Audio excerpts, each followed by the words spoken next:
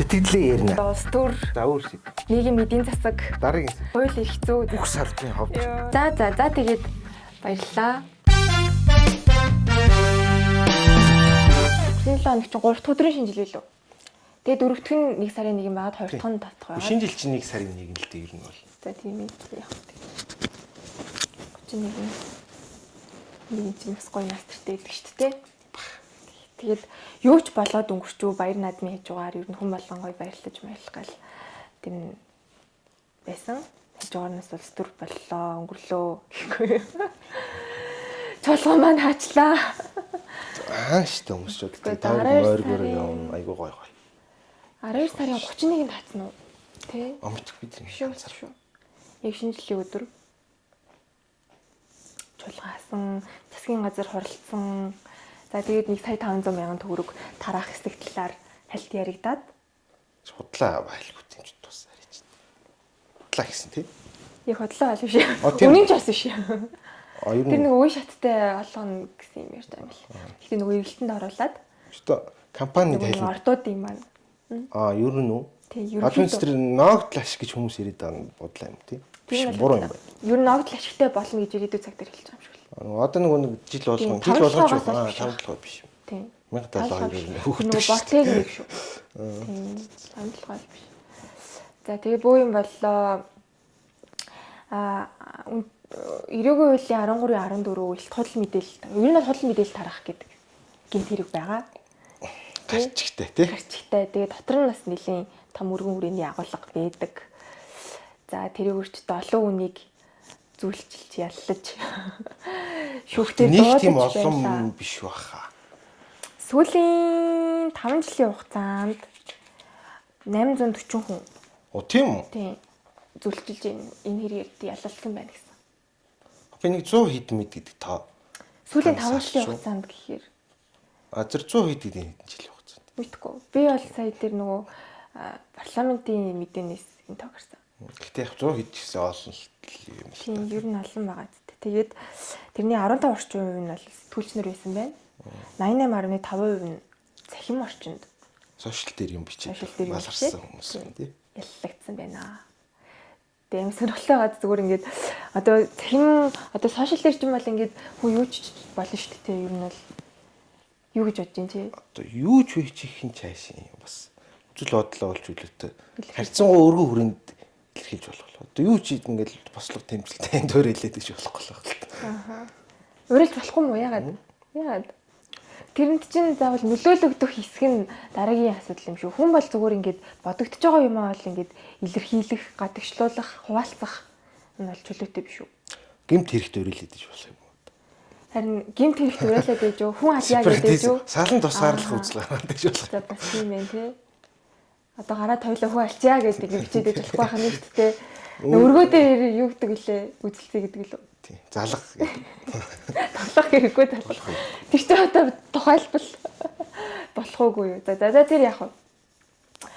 За тэгээд энэ бол нөгөө нэг өмнө нь гүтгэх доромжлох, моромжлох гэдэг нэлийн өргөн хүрээнд байсан эргүү үйл дээр байжгаад иргэний үйл рүү оруулах шаардлагатай яг энэ төрлийн одоо үйлчлэг гэх юм уу гэж нэлээд яригддаг байсан тий. Тэгээ 2020 онд одоо нэмэлтээр эргүү үйл рүү орсон юм байна гэж болгосон. Гэхдээ өмнө нь гүтгэх доромжлох гэж байсныг нь худал мэдээлэл тарах гэж одоо нөгөө чуулганаар хэлэлцэхдээ тэгж орж ирснийг нь чуулганаар хэлэлцэхдээ худал мэдээлэл тарах гэдгээр болгож өөрчилсөн гэж ойлгосон. Юу баха? Социализмын 86 мөрөж хүлээ. Нөгөө социализмын үеийн эргүү хуулиуд ер нь байсан байх. Гэхдээ тэрийг бол одоо яг сайн мэдэхгүй тий.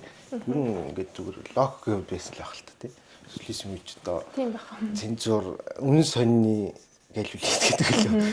Тэгэл одоо бүх л одоо уран зохиолын хүртэл хилцээд жүжиг тавилаа, балет тавилаа тэрийг хилцээд болохгүй гэж шүүдэг байсан юм чинь. Зүгээр 2002 оны эргүү хуульд бол гүтгэх доромжлох гэдэг тусдаа гэмт хэрэг байсан. Доромжлох гэдэг нь бол хүний нэр төр одоо алтар хүндийг санаатай гутаасан.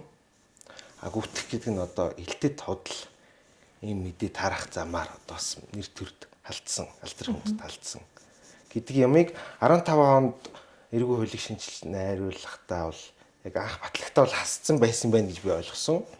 Тэгээ сүүлд 20 онд уу? Тийм, 20 20 онд нэмж оруулсан. Тийм хэлэлцээ. Иргэний хуульд оруулна гэснээс тэр чинь ер нь бол иргэний хуулиар бол хүний нэр төр алдар хүндийг 2002 онд батлагтаа л тийм заалт нь бол байсан шүү дээ. Гим хор Тийм ер нь бол иргэний журмаар шийдэх ёстой юм эрүүгийн хуулиар шийдэт байгаа шүү гэдэг шүүмжлэлүүд бол үе үед нэлээд хурцаар одоо хөндөгддөг байсан шүү дээ. Тийм хилцүүлэг авах болдог шүү дээ.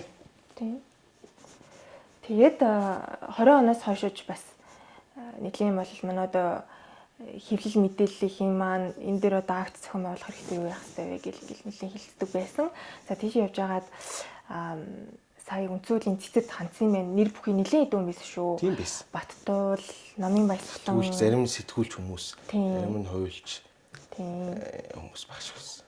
тусдаа өөр өөрсдийн гэсэн үндэслэлтэй бас байсан харагдсан тийм.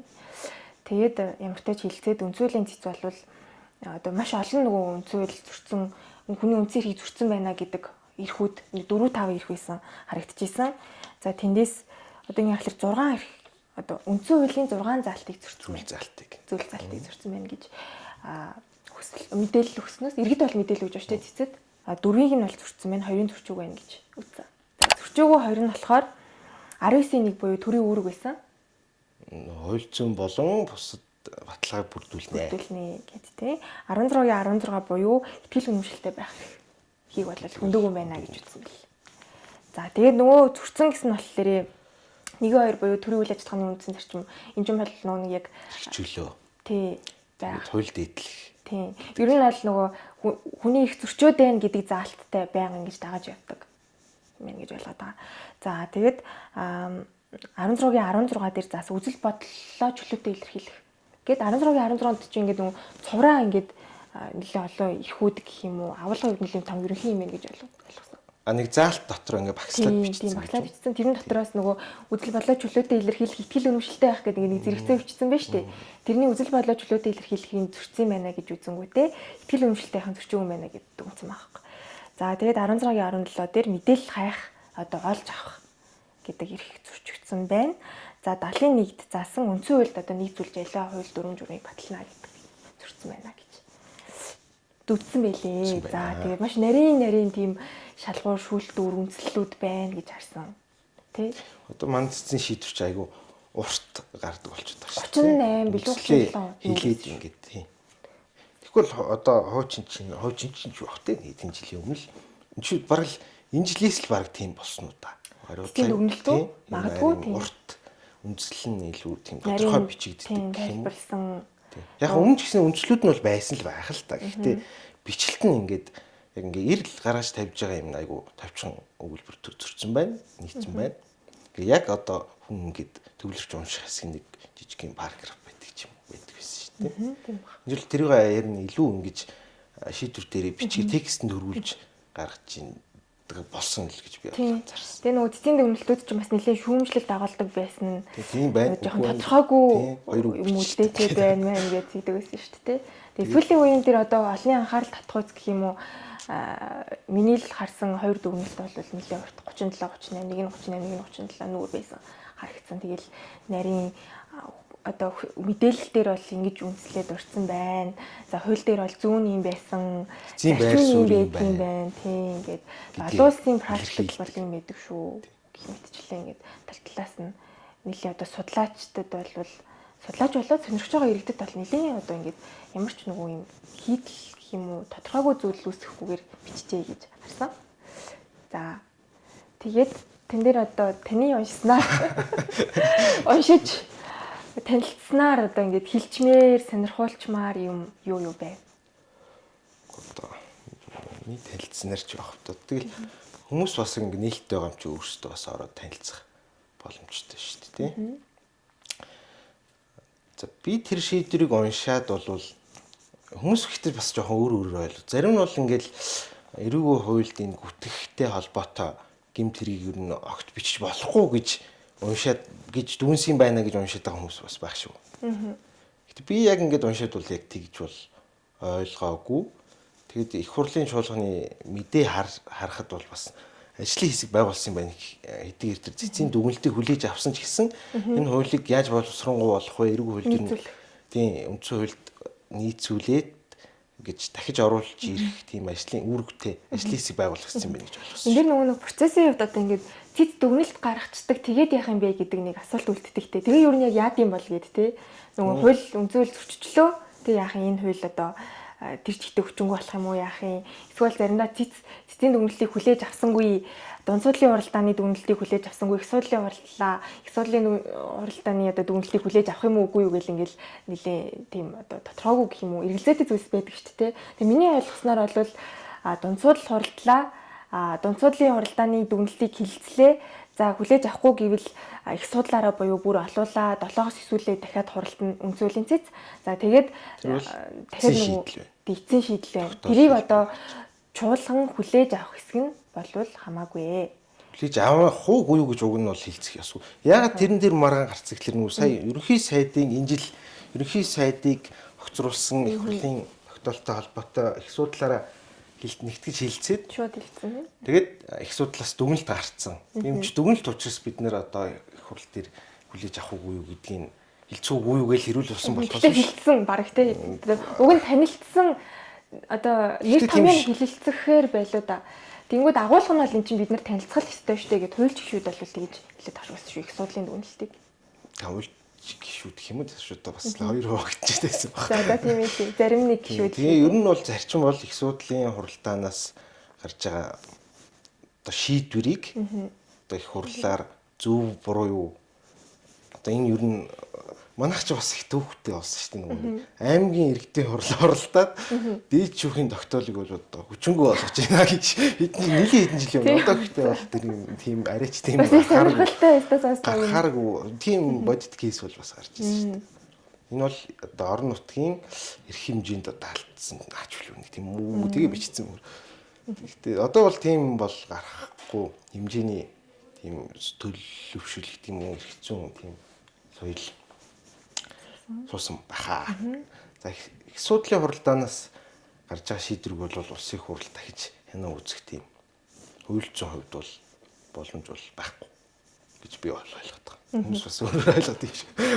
За сэдвтэ ороход нөгөө гүтгэх гэдэг заалтыг эрүүгийн хуулийн 13 түрүү яжсэн юм дуусчих. Тэгээд их судлал хийдэг те. За тэгвэл энэ удаагийн тохиолдол дээр болохоор дунд судлалын уралдааны дүгнэлтийг чуулган их хурлаар бол хүлээж авсан байгаа. Зөвшөөрсөн гэсэн үг. За тэгээд зөвшөөрчхөөр яадаг вэ гэхээр тэр нөгөө хуулийн зүйл залтыг ингээ хилцэгдэж байх тохиолдолд яг юу ах вэ гэдэг чинь бас сонирч шүү дээ. Тэнгүүд миний ойлгосноор бол 2025 оны 11-р сарын 25-ны өдөр яг энэ 10 дугаар дүгнэлт гарсан зүйлийн цэцэн. За тэгээд тэр өдрөөс эхлээд түтгэлцсэн буюу одоо нөгөө хүчинтэй байхаа, хүчин төгөлдөр байхаа алдчихж шүү дээ. Хүчин төгөлдөр бас 13 төр нь бол хүчин төгөлдөр. Гэхдээ одоо үйлчлэлийн нь бол төтгөлзүүлж байна. Нэг одоо энэ заалтыг хэрэглэхгүй шүү гэж зарлаж байгаа гэсэн. Тийм байсан. Гэхдээ яг чинь заавал нөгөө нэг цэцгийн шийдвэр гарсан өдрөөсөө байх албагүй л дээ. Тэс өөрөө бас зарим тохиолдолд хууль тогтоогч нэг боломж олгоод за 6 сарын дараанаас төтгөлзөө шүү. Энэ хооронд та бүхэн энийг засчул. Сайн байна гэдэг юм уу. Тиймэрхүү юмнууд бол бас их гардаг. Тийм би сайн харсан чинь ер нь 11-р сарын 25-ны өдөр гарсан 10 дугаар дүгнэлтийн дагуу түтгэлцэн гэдэг нэг юм тэмдэглэгээ хийгдсэн байсан. Тэгээд их хурлын чуулганаар тэрийг хүлээгээд авчих юм бол тэр одоо хүчингү болчихж байгаа гэсэн үг юм тий. За зөв. Тэгээд хүчингү болсон ч гэсэндээ нийцүүлэх ажлын хэсэг гарсан гэхлээр дахиад шинэ хууль гэсэн үг шүү дээ тий. Шинэ одоо хуулийн төсөл боловсруулах юм байна. Нэмэлт өөрчлөлт оруулах. За тийм. За тийм байна. Тэгээд за цэцгийн шийдвэр бол нөгөө нэг үндсэн хуулийн дээр баталгаажуулсан үндсэн эрхүүдийн агуулгыг одоо тодорхой хэмжээнд дэлгэрэнгүй тайлбарлсан байна гэж уншигдсан хүн болгон тэгж уншигдах байх. Тэгээд хүний нэн төрөнд бол итгэл үнэмшилтэй байх, үзэл бодолтой байх. За тэгээд үзэл бодлоо илэрхийлэх тэр багц дотор байгаа мэдээлэл хайх, хүлээ авах, түгээх, тий хэвлэн нийтлэх, үг хэлэх гэдэг энэ одоо хууль зүйн нэр томьёонуудын бол задлаад тайлбарлагдсан тийм айгу сонирхолтой шийдвэр надад бол санагдсан. Итгэл үнэмшилтэй байна гэдэг нь юу хэлж байгаа юм бэ гэхэлэр тэр бол айгүй тийм суур асуудлууд төр хүн одоо ямар байр суурьтай байгаа юм бэ гэдгийг хэлж байгаа юм аа. Жишээл одоо ямар шашныг шашны хувьд одоо ямар итгэл үнэмшилтэй байх юм. Гэхдээ одоо шашин шүтэх, эс шүтэх хэрэг гэдэг бол бас тусдаа томьёологдсон юм их байдаг. За улс төрийн хувьд одоо ямар байр суурьтай байх юм тий. Зарим нь бол социал демократ байж байгаа л гинт хувирж нам бас тэгээд харагддаг шүү дээ. За тэгээ яс суртахууны хувьд яг тэр хүний үнэлэмж нь юу юм гэдэг ийм суур асуудал бол итгэл үнэмшилтэй байх эрхийг хүрнэ. Үзэл бодолтой байна гэдэг бол тодорхой нэг одоо нийгмийн проблем ч байдаг юм уу? Тодорхой нэг нийгмийн ч одоо тийм өрөө хүрээний байх албагүй. Тэр асуудалд чи ямар байр суурьнаас хандах юм бэ гэдэг чинь бол үзэл бодолтой байх эрх юм аа. Ялгаатай шүү. Тийм ялгаатай гэдгийг нь бол тайлбарлсан байсан. Үзэл бодлоо илэрхийлэх хэрэг гэдэг бол энэ төргөнд одоо нийгмэл харилцаа юм чинь үг хэлэх хэлбэр бол хамгийн одоо түгээмэл үр дүнтэй арга хэрэгсэл байна. За хэвлэн нийтлэх хэрэг байна. За тэгээд үндсэн хууль заасан мэдээлэл хайх эрх буюу одоо тэр мэдээллийг хүн ямар их сурвалжаас одоо шилж цуглуулах тэр боломжийг олох тухай нэг юм ойлголт байж байна. Мэдээллийг хүлээн авах буюу өөртөө бусдын түгээх хүссэн мэдээллийг яг чамд ирж гин үгүй юу? Тэнд одоо ямар нэгэн саад дотор байна уугүй юу гэдэг бол мэдээлэл хүлээн авах хэрэг. Мэдээлэл түгээнэ гэдэг бол ойлгомжтой. Тэр өөрийнхөө боловсруулсан ч байд юм уу, цуглуулсан ч байд юм уу, мэдээлэл бусдад хүргэх юм сонирхол. Тэгээд хүний итгэл үнэмшилтэй байх, үзэл бодолтой байх эрх бол одоо хүн болохынхоо хувьд энд одоо толгойн дотор юу бод санаж байгааг бол хязгаарлах юм боломж нэгдүгürt байхгүй, хоёрдугürt их ёсгүй. Гэдгийг хэлээд харин мэдээлэл түгээх, эрх хайх одоо би төрийн нууцыг одоо би хайх хэрэгтэй гэд олж авах хэрэгтэй би бүгднтэй танилцсан гэж болохгүй шүү дээ. Чинь удамжаар алгаж байгаа одоо биелгүнч үү юм тий. Мөн одоо үг хэлэх, тэрийг илэрхийлэх, тэр гадагшаа нийгэм рүү, бус хүмүүс рүү хандж байгаа тэр үйлдэл нь бол хязгаарлалтай байх боломжтой. Эхний ойлонгийн нөгөө point байхад байсан. Болохгүй юу одоо жишээлбэл хүчрхийлэл дуурайж болохгүй юу гэх юм чил. Сая бас нэг бичлэг үзлээ. За. Тэр нөгөө сэтгэл зүйн асуудалтай хүн юм байна гэж ойлгосон. За тэгэнгүүтээ нөгөө нэг энэ насанд хүрээгүй хүүхдүүдийг одоо ингээд одоо би барьж авдаг маадаг гэсэн агуулгатай юм ирсэн байна л да. Сошиал дээр үү? Сошиал дээр шүү. Тэгээд тэрийг одоо эмчтэй байж болох юм уу юу гэж нэлийн хилцүүлэг өрнжийн тэгээд цагдаагийн байгууллага болохоор одоо нөгөө холбогдох тэр нөгөө дарханд болсон тархины хүн юм байна гэж ойлгосон. Нөгөө видеон дээр өөрөө дурдсан учраас тэнгуү тэрийг нөгөө цагдаагийн байгууллага руу шилжүүллээ гэдэг.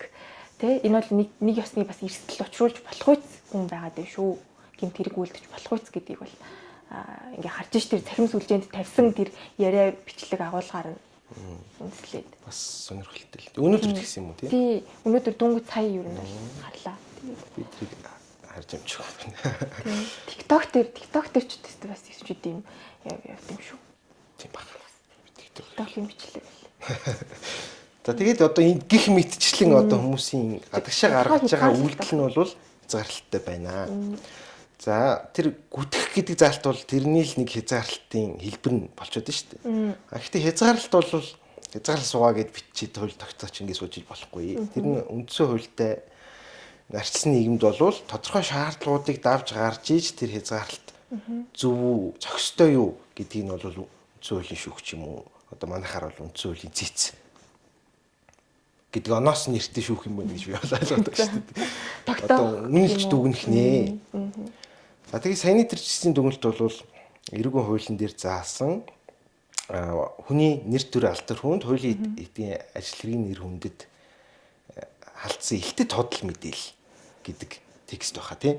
Тэгэл ер нь тийм нэр нь бол худал мэдээлэл тарах дотроо би нэг уншаад үзье энэ айгу нөгөө цаашд яригдах юмдаа уйлдах гэж бодоод тэгээ заалт нь юу байсан бэ гэхээр хүний нэр төр алдар хүнд тэгээ хуулийн этгээдийн ажил хэргийн нэр хүндэд халдсан илт худал мэдээлэл тараасан гэж байгаа гэдэг одоо ийм одоо үйл байдлыг үзэж шít те. Тэгээд энэ нь одоо дараа нь санкцын заагаад өгсөн. Одоо 451-ээс 1501 хүртэл торгоно эсвэл болвол одоо төрчих хэрхийг хязгаарлалт нь 20 гэсэн иймэрхүү санкцтай байсан. 20 хэл байхгүй. 20 хэл тийм бах те. Төрчих хэрхийг хязгаарлах байсан баг. Тийм. Тэгээд нэр төр алдар хүнд гэдэг. Нэр төр таслал алдар хүнд. Ийм хоёр ойлголт юм шиг байна. За тэгээд хуулийн этгээдийн ажил хэргийн нэр хүнд гэж бас нэг ойлголт байгаа. Ингээ харах юм бол нэг ийм 3 одоо объект гэх юм болов. Тэгэж ойлгож болох үст. Ийм 3. Тэнд халдсан одоо илт худлаа. Тэг илт худал мэдээлэл гэж шүү дээ. Гиг тараасан бол гэмт хэрэгтэн болох нэ. Тий. Гээд би тэр цэцгийн шийдвэрдээс бас буруу харагвал нийт одоо гомдол мэдээлэл гаргасан хүмүүсийг ингээд ажиглахаар 90% орчим хувь нь жишсэн байсан уу. Төрийн байгууллагын одоо албан тушаалтан албаа агч нар байгаа тоххой тий. Тийм. Тэгэхээр тэр хүмүүс ч одоо яг юугаа хамгаалуулах гэдэг нь ихлээр нөгөө төрийн ажил хийж байгаа хүмүүс ч бас иргэд нэг талаар бол тэд нар ч бас ийм одоо юу гэдэг нэр алтартай ийм олонний танил хүмүүс юм чинь дээрэс нь одоо ийм төрийн удирдах албан тушаалтнууд байгаа ахaltaа ихэнх нь тий. Тэр хүмүүсийн үйл ажиллагаа бас иргэд таалагдахгүйтэй байдагтай холбоотой иргэд ингээ шүүмжлэхээр аваач цагдаад өгчдөг. За энэ л тэрнээс болж ер нь энэ эрүүгийн хууль чинь ер нь юу болоод байгаа юм бэ гэдэг юм сэтгүүлч нарын дунд одоо триггер болж эхэлсэн баха тий. Тэгээ нэг хуулийн этгээд гэдэг чинь одоо ингээд нэг хуулийн этгээд гэд энэ одоо хууль дээр заасан биз дээ одоо энэ гэмт хэргийг зүйлчлэхдээ. Тэгмэд хуулийн этгээд өөрөө алтар нэртэй байх уу, нэр хүндтэй байх уу гэдэг асуудал бас нэлээд их яригддаг байсан. Хуулийн этгээд нэр хүндтэй байх юм уу, нэр төртэй байх юм уу? Тийм боломжтой юм уу? Энэ нэр төр алтар хүндтэй гэдэг чинь хувь хүн хин нэгэн дулмаад орж хамаатай биш юм уу гэж нэлээд яригдчихсэн шүү дээ. Тэгж яригдчихсэн. Цэцгийн шийдвэр дээр бол ингэсэн байсан. Хүний нэр төр гэдэг болвол одоо нөгөө dignity гэдэг ойлголттой бол шууд үндсэн хуулийн дээр байгаа тэр хүний нэр төр гэдэг тэр одоо шүү ах. Тийм нэр төр гэдэг одоо тэр юу гэх юм бэ? Тэр ойлголт концепт нь dignity гэдэгтэй бол дүүх юм аа. Одоо хүн dignity гэдэг чинь манайх янз бүрээр л орчуулд юм шиг байна. Хүний нэр төр гэж орчуулж байна. Зарим нь эрхэмсэг оршихуу гэж орчуулж исэн. Эрхэм чанар гэж орчуулдаг байсан тий. Тэрийг бол үндсэн хуулийнхаа нэр томьёотой нийцүүлээд нэр төр гэдгээр нь цэц бол шийдвэртэ тусгасан. Алдар хүнд гэдэг нь бол бусдаас өгж байгаа тэр нийгмийн үнэлэмж нь өөр одоо алдар хүнд юм аа. Мэргэжлийн хувьд тий. Одоо энэ хүн одоо их тийм мэргэжлийн хувьд их сайн сэтгүүлч үү гэж байгаа тэр одоо илэрхийлэл нь өөр үнэлэмж нь алдар хүндийг илэрхийлж байгаа маа гэж. Хуулийн этгээдийн хувьд тэгэхээр яг санаа нь бол юу л байх л та. Иргэний хуулийн дээр байгаа хуулийн этгээдийн ажил хэргийн нэр хүнд гэдэг ойлголт байдаг. Одоо Coca-Cola гэдэг компани бол айгүй сайн бүтээгдэхүүн гаргадаг. Тэ? Энэ бол ингээд стандартын шаардлага хангаж юмнуудаа зохион байгуулдаг. За Coca-Cola гэдэг компани ингээд бүтээгдэхүүнийг аваад хэрэглэхдээ одоо эрүүл мэнд шууд үзүүлэх юм ностой хор аюул байдгүй ч гэдэм. Энэ бол тодорхойлогдоод байгаа зүйл. Тодорхойлогдоод тэр байгууллагын ийм үйл ажиллагааны чанар хүртэн хэмжих ч гэдэм үү. Илэрхийлээд байгаа тэр юм ч бас хуулиар хамгаалагдах ёстой шүү дээ. Тийм үү? Хамгаалагдах ёстой. Яг тэгэхээр миний ойлголтоор шүү одоо энэ цэцгийн шийдвэртэй тийм байхгүй. За одоо хүн эрх зүйн чадвартай хүн бүр эрх зүйн этгээд байна гэж үндсэн хуулийн дээр байгаа иргэний хуулийн дээр төрснөөрөө эрх зүйн чадварны эхэлж тас орсноор дуусруулна. Эрх зүйн чадвар гэдэг чинь одоо хүний тухайд ярихад тэр хүнийг манай нийгмийн гишүүн гэдгийг хүнийх нь хувьд хүлээн зөвшөөрж байгаа ийм ойлголт. Хуулийн этгээдийн эрх зүйн чадвар бол улсын бүртгүүлснээр эхэлнэ, үүснэ гэж бичээд байгаа. Хуулийн этгээд ч гэсэн одоо бэлгүүнтэйг ирээ байгуулдаг шүү дээ. Тэгэхээр тэр бас хуулиар үүсгэн байгуулагдсан тийм одоо нэг төрлийн одоо энгийнээр хэлэхэд хийсвэр нийгмийн гишүүн багтах. Би бол ингээд байгалаас төрсөн одоо бэлгүүн гэдэг хүн учраас төрсөн нөөрөө одоо эрх зүйн чадвараа олж авнаа. Нийгмийн одоо маш бүдүүлгээр хэлэхэд гишүүнчлэлээ олж авнаа.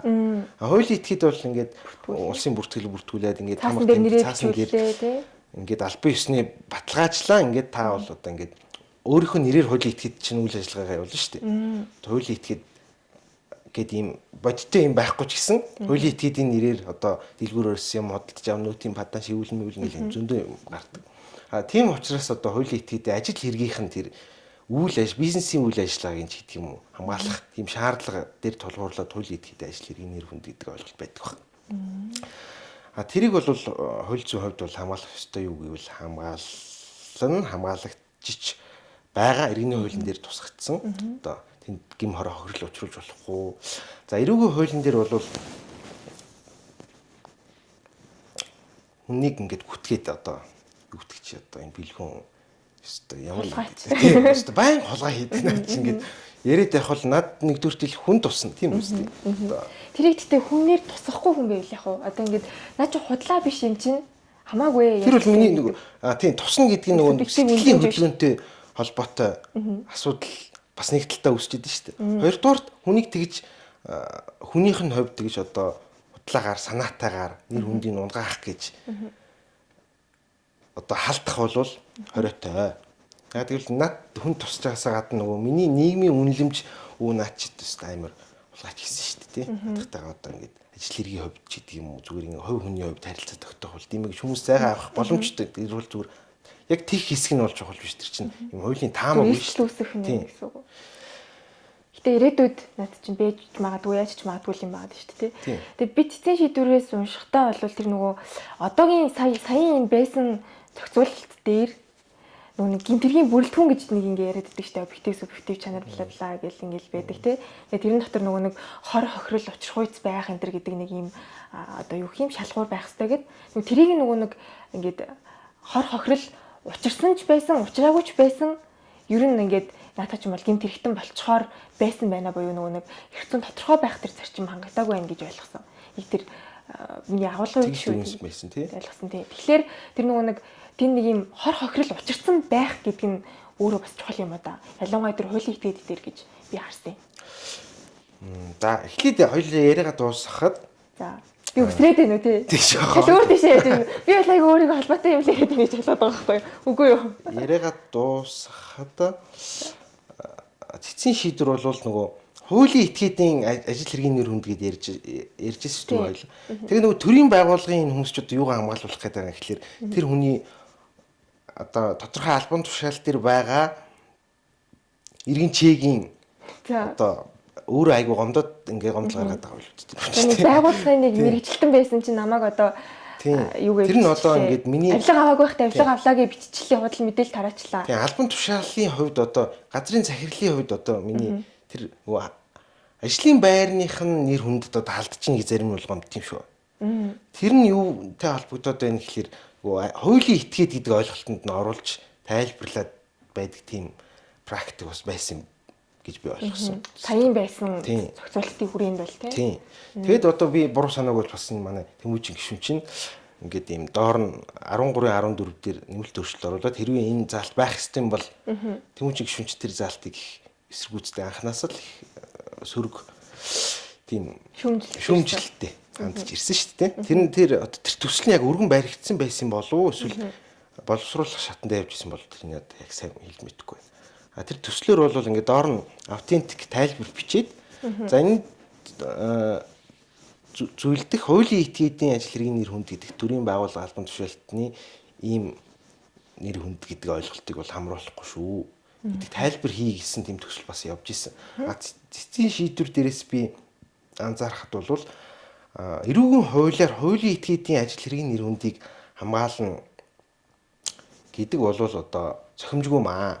Энэ бол иргэний журмаараа шийдвэрлээд явж явах бүрэн боломжтой. Ер нь бол жоохон давхартсан маягийн тийм. Тийм. Ягаад гэвэл тэнд чинь нөгөө бизнесийн үйл ажиллагаа л голчлон хамгаалагмаар байна шүү дээ. Одоо манай их хурлын итгэмжлэгчсэн төлөөлөгч манай хууль зүйн сайд тэр цэцэн хуралдаанд орсон юм шиг байсан. Тийм. Тийм ах би цэцэн хуралдааныг бол мэдгүй байна. Тийм. Тэгээ өөрөх нь яриагаар бол одоо ингээд том компани бизнесийн үйл ажиллагаанууд ингээд бие биенийгээ хүтгээд байвал яах юм бэ? Тэрнээс одоо бид нар хамгаалаад эрэг үйл дээр оруулсан юм аа. Одоо зүй ёсны одоо нэг өрсөлдөөний журмаар ингээд бизнесийн өрсөлдөөн явах байтал ингээд далд муу санаа гаргаад нэг нь одоо нөгөө компанийгаа ингээд үжирдээд бидний бүтээгдэхүүн юм тийм гэж мэдээ тараагаад ингээд одоо хэдэн тэрбум доллар хэдэн 100 сая төгрөгийн хохирол учруулах боломжтой шүү дээ гэж яриад ирснээр бол цэцүүл наатахаа бол иргэний журмаар шийдээд явах одоо бүр боломжтой юм байна. Харин иргэний хүний нэр төр алтар хүндийг бол хамгаалахын тулд эрүүгийн хуулиар одоо хязгаарлалт тогтоож болно гэж би бол уншаад байна. Зарим хүмүүс бол болохгүй гэж одоо хэлсэн байна гэдэг. А миний ойлголт, миний шийдвэрийг уншаад уншсан ойлголтоор бол ингэж хязгаарлахтаа та нэгдүгürt бол тодорхой. Яг ноцтой хор уршиг учирсан байхыг одоо шаардмаар байна. Тийм. За хоёрдугаарт бол олон нийт тараасан гэдэг ойлголтоо яг юу гэж ойлгох юм бэ? Хоёр гурлаа сууж байгаад ярьчихыг хэлэх юм уу? Facebook дээр бичээд нэг 3 лайк авсан байхад тараацсан гэх юм уу гэдэг ойлголтоо тодорхой болгох хэрэгтэй. За яар шийтгэлийн хувьд ингээл энийг ингээд маш хүндрүүлээл ингээл хорих ялтай болвол ингээд нийгмийн сэтгэл зүйн өөрийг нэм айлгах тийм одоо үр дагавар төрөх хэмжээний ял шийтгэл байх ёсгүй. За хэрэгжилтийн хувьд ч гэсэн одоо нөгөө манай сэтгүүл мэдээлэл харсан сэтгүүлч хүмүүс бол бас тийм юм дэрх point өгöd тах шиг байсан ингээд өргөт мэдээлэл ингээл гаргацдаг. Тэгээс сэтгүүлчийг ингээл цагтаа дуудаал яг гэмт хэргийг ингээд шийдэхгүй ч гэсэн ингээд зоогоод байдаг ингээл өдөр болгоо. Наач юм бол яг цагийн үрэл байдаг. Би нэг тоо уг нь бол сонсч ирсэн гэхдээ мартчих. Ер нь бол агуулга ингээ яхад дийлэнхтэй нөгөө хэрэг нь ингээд нөгөө шийдэгдэхгүй гэх юм уу одоо ингээд нөгөө яахгүй яллагдахгүй наан нь дууддаг залгадаг нэг ийм юм битсэн үү тэгсэн үү ингэсэн үү ингээд мэдээлэл тайлбар аваад идэг тэр нь буцаагаад нөгөө нэг далд байдлаар нөгөө сэтгүүлч гэх юм уу тухайн мэдээллийг битсэн гаргасан хүнд ийм дарамт болж ирээд идэг юм байдаг те манай редакц дээр ч гэсэн тохиолдож байсан. Тэр нь бол зарим тохиолдолд одоо ус төрчийн бүр юм зориуд санаатаагаар явж гин гэсэн шүүмжүүл байдаг тий. Тэгэл өнөөдөр бичдэг маргааш ингээл цагдаас дуудаад ахарч хүмүүс дараагийн удаа нийтлэлээ гаргахтаа ч юм уу за одоо төв юм уу да гэж боддог. Ийм бодол нь өөрөө хэвлэл нийтлэл хэрэгжүүлэнд бас хохирлтой уршигтай байна гэсэн юм. Зөрчөөд байна хэрэг хийх гэж бичсэн байсан. Нөгөө тэгээд нэг тэр цэцэн дүгнэлтэн дээр бол нөгөө ингээ нөгөө төрийн үйл ажиллагаатай холбоотойгоор ингээ нөгөө шүүмжит байр суурьдыг яг энэ гэмт хэрэгээр чинь одоо үзмжээрээ ингээ нөгөө яллах боломжтой ийм одоо юу хийн ийм тодорхойгүй юм байна шүү гэдэг тэр тодорхой хахад зарчмын өрөөнд л бичсэн байсан санагдаж байна тий. Тодорхойгүйгээр ингээд үлдээсэн байна шүү. Энийг одоо тодруулах шаардлага гэх юм уу наривчлах тэр ялгаа зааг нь гаргах үгүй болохгүй гэсэн ийм агуулга байна. Тэгэд хэвлэл мэдээллийн хэрэгслүүд бол ингээд мэдээллийг тодорхой хэмжээнд ингээд завирчлаад боловсруулад олон нийт түргэж байгаа шүү дээ. А тэрийг одоо нөгөө олон нийт маань өөрөө ингээд энэ бол юу баталгаагаа үе сурвалж гэдгийг өөрийнх нь төлөвшлийн хүрээнд аваад тэг мэдээлэл боловсруулад үзэл бодлоо өөрөө тогтоох энэ юмд ингээд төрөөс шууд ингээд заагаад байгаа нь өөрөө нэгдүгээр цохимжгүй нь хоёрдугаар хэвлэл мэдээллийн байгууллагуудын хувьд бол нөгөө өөрийн хариуцлагын механизм буюу одоо манайх чи сэтгүүлчдийн код байдаг. Код байдаг нөгөө байгууллагын нэр юу лээ? Сэтгүүлчдийн нийгэмлэг. Нэгдсэн эвлэл. Нэгдсэн эвлэл. Хэвлэл мэдээллийн зөвлөл гэж байгаа. Хэвлэл мэдээллийн зөвлөлөөр тэр нөгөө ёс зүйн код зөрчсөн хэсэгтээ нөгөө байгууллагууд бичээд хилцээд өөрсдөө хилцээд ёс зүйн хувьд одоо тэр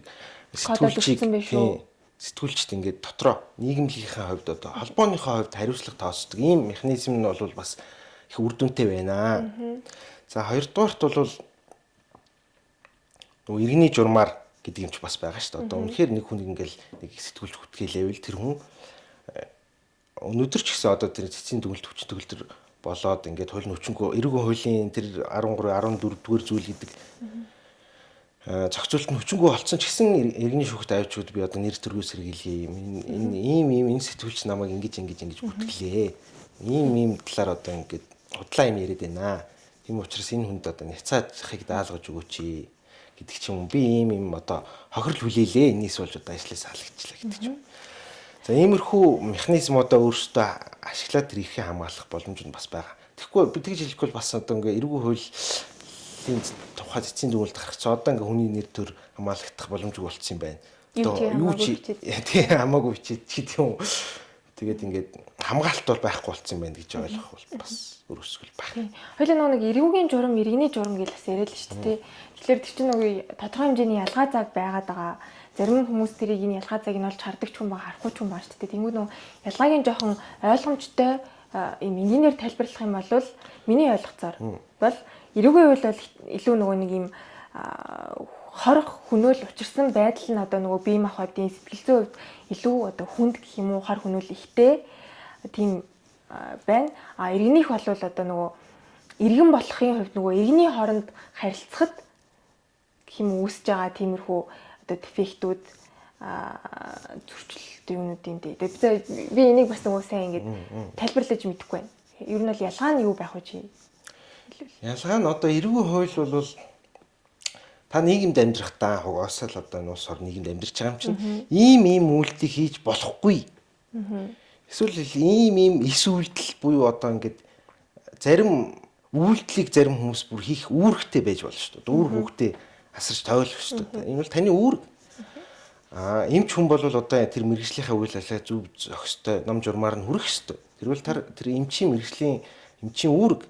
Хуульчин бол одоо тэр үйлчлэгээ өн шудраг хүрэх ёстой ч гэдэм үү тийм. Тийм учраас ийм үйлдэлийг хийн зарим тохиолдолд. Зарим тохиолдолд ийм үйлдэлийг одоо хүнийг алах гэдэг чинь хүнийг алж болохгүй гэсэн үг шүү дээ. Тэгэхээр ийм үйлдэлийг хийх ёстой болон хийх ёсгүй үйлдэлийг тухайгаар нь хийсэн. Ер нь бол нөгөө гэмт хэрэг гэдэг дээр ингээд заасан байдаг шүү дээ. Эрүүгийн хууль. Одоо та авалгаа хийж болохгүй гэж заачаад байна шүү дээ. Эрүүгийн хууль чинь агуулга нь бол тэр үйлдэлийг хийсэн бол танд одоо шийтгэл хүлээлгэнэ. Энд хэн шийтгэл хүлээлгэх үү гэхээр төр орж ирж төрийн цагдаа тий орж ирж таныг яалсан прокурортойгоо тэгээд ингээд шүүхээр дэнслэгдээд та бол тодорхой эрхээ хязгаарлуулна. Та оригч болж байна, зорчих эрхээ хязгаарлуулж болж байна. Одоо нийт тустай ажил гэдэг чинь бас энгийнээр хэлэхэд бас нэг төрлийн албатан хөдөлмөр. Тийм. Гэхдээ нөгөө нэг тэр чинь зөвшөөрөгдсөн хэлбэр нэх юм уу? За тэгээд торох ял таны одоо өмчөнд халдж штэ. Нэг ёсондоо бол. За иргэний журмаар гэдэг нь одоо шийтгэлээс тусдаа одоо хохирол барагдуулах асуудал яригдж штэ. Та дэлгүүр ороод иргэний журмаар л одоо харилцаанд орж байгаа тийм дэлгүүртэй.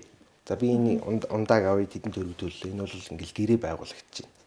Түүнээс хүмүүс зарим хүмүүс бүр мэрэгжлийн хүрээнд ч гэсэн гэрээ гэхээр заавал ингээл бичгээр ингээл хийгээл гарын үсэг зураал. Нотротор батлуулаад тий. Тэгж л одоо тэр гэрээ. Тэгэхгүй бол бид хоёр гэрээ байгуулаагүй шүү дээ гэдэг юм ойлголттой. Гэрээг бол хууль тусгаалan заасан зарим гэрэг одоо жишээл байр орон сууц худалдаа хууль хөдөлгөөтэй холбоотой гэрэг бол бичгээр хийнэ. Гэдэг ч юм уу. Та дэлгүүр ороод ингээд ундаа аваад оронд мөнгө төлөөд ундаагаа аваад гараа дуугаа явж ийн гэдэг чинь бас та дэлгүүртээ гэрээ хийгчээд тэр ундаа ингээд авчиж байгаа байхгүй да. За иргэний журмаар та ингээд өөрөө сайн дураар харилцаанд ороод гэрээ байгуулад ч юм уу. Эсвэл одоо та ингээд хин нэг ингээд очиж зогчлоо. Тэр хүн чинь ингээд хохирол учраач тэр хүн ингээд ажилдаа явж чадахгүй болно гэдэг ч юм уу тий. Одоо эрүүл мэндийн хувьд хохирол учрна. За энэ хохирлыг танд гаргуулж өгөх энэ одоо харилцаа бол бас иргэний журмаар явж байгаа харилцаа. Гэрээний хувьд ер нь иргэний хууль гэдэг одоо иргэний эрх зүйн суурь хууль байгаа шүү дээ тий. Тэр хуулиар бол та ингээд гэрээний чөлөөт байдлын зарчмын хүрээнд ингээд хинтээ ямар харилцаанд орохоо бие даа шийдвэрлээд явж байгаа учраас ихэнх тохиолдолд одоо хилцэл хийгээд ингээд явж байгаа учраас та тэр хүндээ холбогдуулж шүүхэд тэр хүнийг дуудах чавал тэр хүнийга мэдээллийн одоо оршин суух хаягийн энэ хүн хинбэ гэдгийг шүүхэд тодорхойлж өгөөд авч өгөөд тэгээ шүүхт тэр та хоёрын маргааныг дэнслэнэ.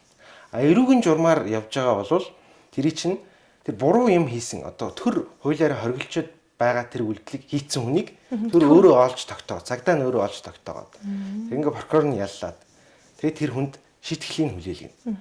Шийтгэлийн хүлээлгэж байгаа тэр процесс та иргэний хуулиар эдэлж байгаа тэр шаардлага хэрхээ хэрэгжүүлээд процессын оролцогчийн хувьд хохирлоо давхар шаардж болно гэдэг ийм харилцаа явж байгаа. Тэгэнгүүт одоо манай бас нэг одоо нөгөө эрүүг хуульдын 13 14 гэдэг залт байх ёстой гэдэг хүмүүс юу гэж ярьж байгаа нөхлөөр одоо ингээ фэйсбүүк дээр хүмүүс ингээд айгүй хүтгэж юм. Ингээ сошиал орчин бол ингээд яг энэ амьд харилцаатай харьцуулахад юм хийсвэр бөгөөд нөгөө хүнээ таньж мэдэх тийм бэрхшээлтэй. Нэг л хүн бичээд байна. Ингээл хоёулаа уулзж байгаа л би ингэ чи явахт бол энэ хэн байсан гэдэг дараа нь ингээд намайг яаж тодорхойлоход юм харьцангуй хэлбэр гэх юм уу? Камерын шүүгүүд царийг нь хардаг ч юм уу эсвэл ингээд бичлэг хийдэг ч юм яадаг. Ингээд сошиалын араас бичээд байгаа хүний чинь тэгээд тэр хүн ингээд шүүхт авч өгмөр биш үү? Иргэний журмаар яв гэдэг шүү дээ та тий? Тэнгүүт би тэр хүнийг ч олж чадахгүй байхгүй гэдэг юм юм яриад байгаа. Тэр нь бас үндсэлтэй л да одоо билүүний өнөөдөр нэг хүн ингээл нэг аккаунт хинч гэдэг гэдэг аккаунт бичил. Ард нь хэн байгааг мэддэхгүй шүү дээ. Тэгэл бичээлээдэг би тэр хүнийг ингээд нөгөө иргэнийхээ журмаар гим хорын эрх зүйн ингээд шүүхт авчих гэсэн чинь одоо мэдэхгүй. Хаана улам Монголд байдаг ч үгүй ч юм. За энэ асуудал бол бас нэлээ нэг талын байр суурийг илэрхийлж байгаа. Гэхдээ бас энэ асуудлыг яг бүрэн шийдэж чадахгүй ч гэсэн биднэрт бас шийдэх боломжтой тийм юм байгаа гэж би бол хараад байгаа байхгүй юу. Яг тэгэхээр манай энэ иргэний бүртгэл айгу хэцүү байдаг шүү дээ. Одоо иргэний үнэмлэхин дээрх хаяг бол за ер нь л баг хэдэн хувь нь яг тэр хаяг дээр байгаа бол тоо. Тэ? Би одоо нөгөө хаяг хаа бүр болцсон мэл шүү дээ. Харин тийм тэрийг одоо би бас жоохон гайхалтай. Тэр хүний ингээд иргэний үнэмлэхин хоёулаа ингээд натрот орол гэрээ хийчихдэг ч юм уу. Эсвэл хоёулаа ингээд иргэний үнэмлэхээс солилцоод ингээд зураг мөргийг аваад тэгэл гадуур ингээд машин тэргээ худалчаа зарж байгаа хүмүүс зөндөл байгаа шүү дээ. Тэр хүнийг нөгөө шүүх дуутах гэхээр та шүүх чинь та нөгөө хүнийхээ хаягийг өг.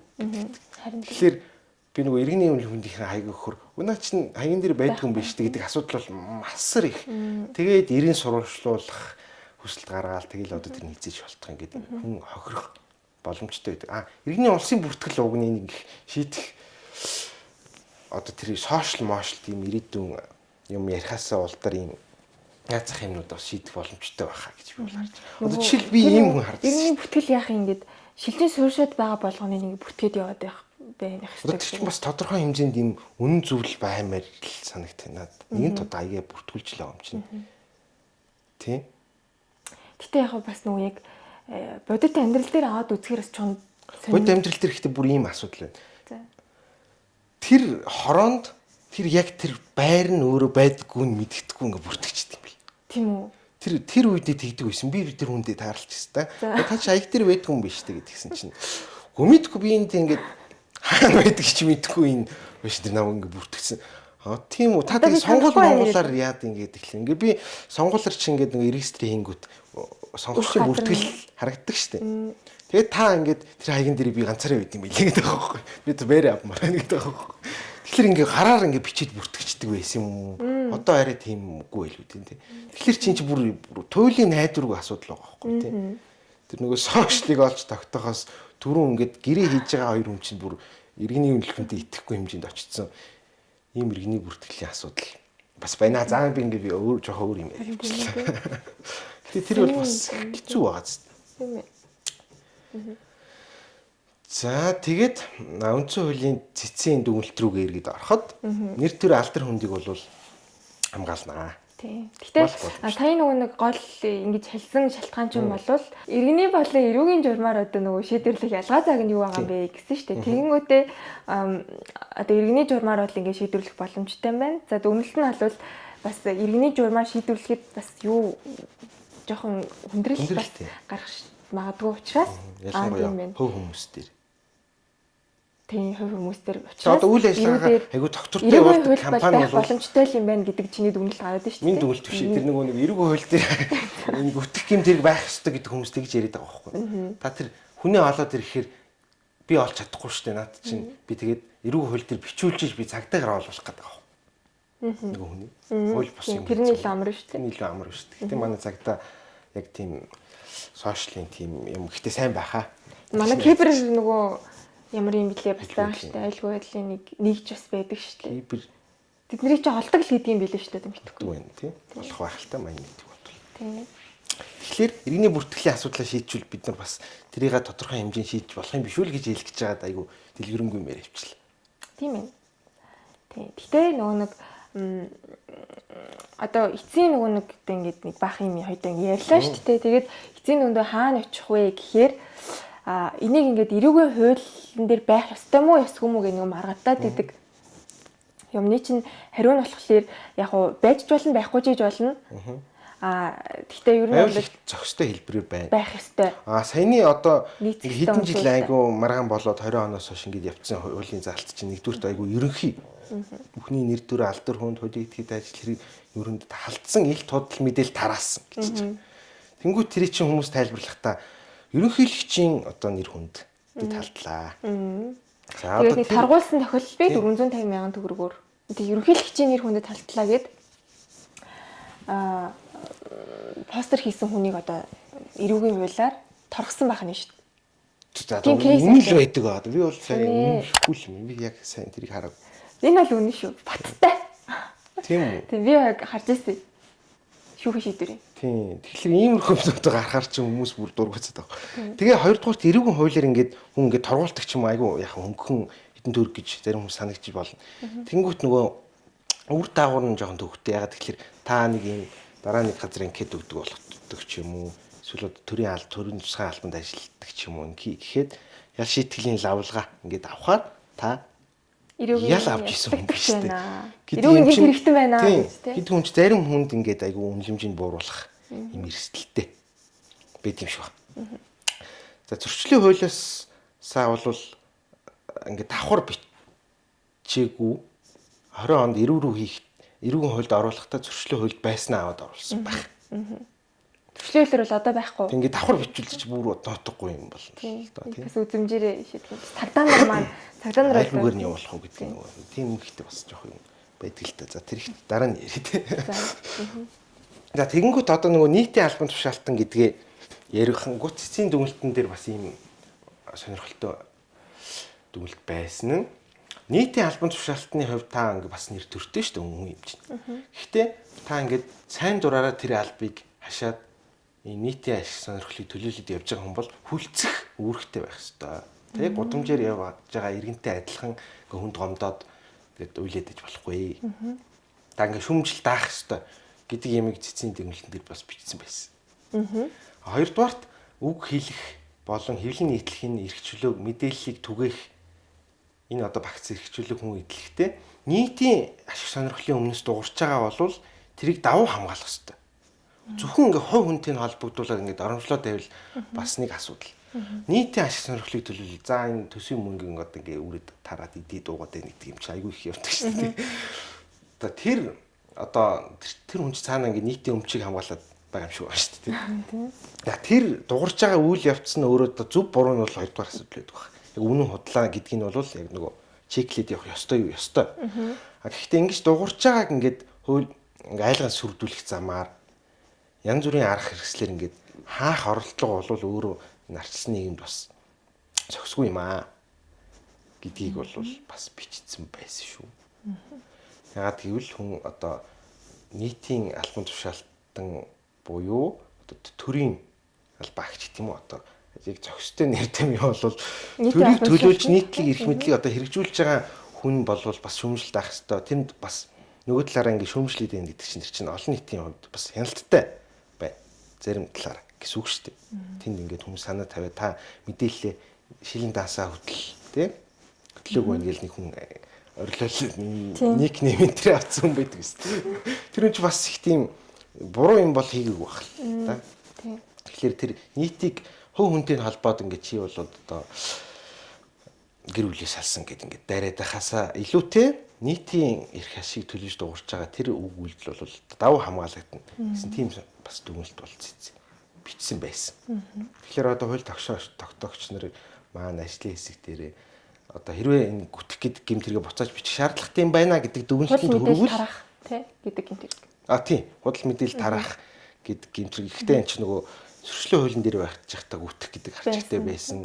Анх оруулалтаа төсөл нь гүтэх гэдэг харчигтай байсан баг. Тэгээд яг хэлцүүлийн шатанд өөрчлөгдсөн юм. Агуулга нь бол бас тийм том зүрэг үл болж байгаа юм л да. Одоо л нөгөө гутаах гэдэг агуулга нь байж л байгаа байхгүй тий. За ийм учраас та бас шүмжлэлт авах хэрэгтэй байх нэ манай дарга нар маань. Тийм. Тэгээд нөгөө одоо хуульд нийцүүлээ дахиад тэр хуулийн төсөл боловсруулаад ингэж байгаа шүү дээ. Ер нь бол угаасаа тийм шийдэл гарсан. Нөгөө дэмжлэгтэй ингээд бас тийм шаардлага юм байна гэдэг дүгнэлтэнд өргөжүүлээ тий. Ажлын хэсэг маань тий. Тийм. Тэгээд одоо хэрвээ энэ гэмт хэрэг оруулыг гэвэл энэ дээр нөгөө нэг худал мэдээлэл тараах гэдэг ийм өргөн ийм гарчгийн дор илт худал мэдээлэл тараах гэдэг бас ийм өргөн агуулга байгаад байна шүү.